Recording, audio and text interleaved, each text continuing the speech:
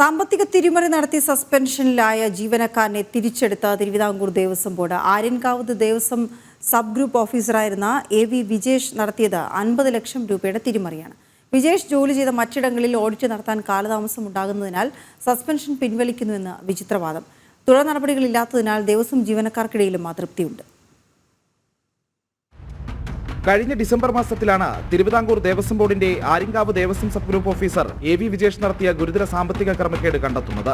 ആര്യങ്കാവ് കിളിമരത്തുകാവ് ദേവസ്വങ്ങളിൽ 50 ലക്ഷം രൂപയുടെ തിരിമറിയാണ് വിജേഷ് നടത്തിയത്. Assistant Devaswom commissioner ഓഫീസിലെ ജൂനിയർ സൂപ്രണ്ടിന്റെ നേതൃത്വത്തിൽ നടത്തിയ ഓഡിറ്റിലായിരുന്നു ക്രമക്കേട് വ്യക്തമാകുന്നത്.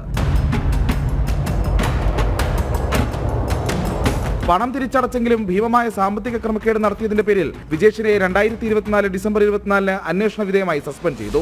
ദേവസ്വം കമ്മീഷണറുടെ റിപ്പോർട്ടിന്റെ അടിസ്ഥാനത്തിൽ പുനലൂർ ഗ്രൂപ്പിൽ വിജേഷ് ചാർജ് വഹിച്ചിരുന്ന വിവിധ ദേവസ്വങ്ങളിലെ സാമ്പത്തിക ക്രമക്കേടുകളിൽ വ്യക്തത വരുത്താൻ ഓഡിറ്റ് നടത്താനും തീരുമാനിച്ചു. എന്നാൽ പിന്നീടുണ്ടായ ഉന്നത ഇടപെടലുകളിൽ ഓഡിറ്റ് നടപടികൾ പേരിന് മാത്രമായി ഒതുങ്ങി. 5 മാസത്തിനിപ്പുറം തുടർ നടപടികൾ ഒഴിവാക്കി വിജേഷിനെ സർവീസിൽ തിരിച്ചെടുത്തു. മറ്റു ദേവസ്വങ്ങളിലെ ഓഡിറ്റ് നടപടികൾ പൂർത്തിയാക്കാൻ കാലതാമസമുള്ളതിനാൽ അന്വേഷണ വിധേയമായി തന്നെ തിരിച്ചെടുക്കുന്നുവെന്ന വിചിത്ര ഉത്തരവും ദേവസ്വം കമ്മീഷണർ പുറത്തിറക്കിയിട്ടുണ്ട്.